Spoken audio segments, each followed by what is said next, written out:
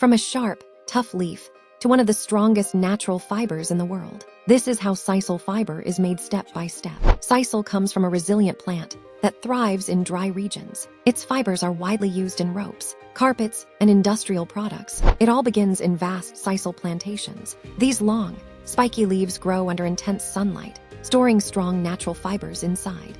Once mature, workers cut the thick leaves by hand. Timing is important. Only fully grown leaves produce high-quality fiber.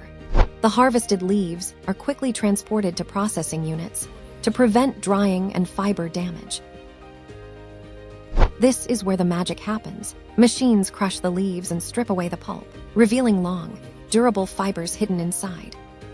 The extracted fibers are washed thoroughly to remove dirt, sap, and unwanted residue.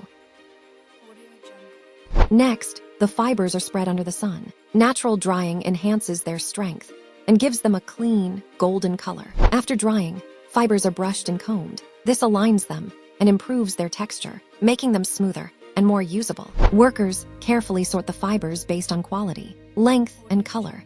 Higher grades are used for premium products.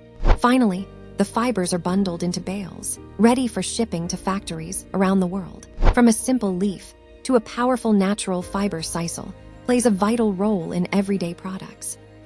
Thanks for watching. Don't forget to like and subscribe.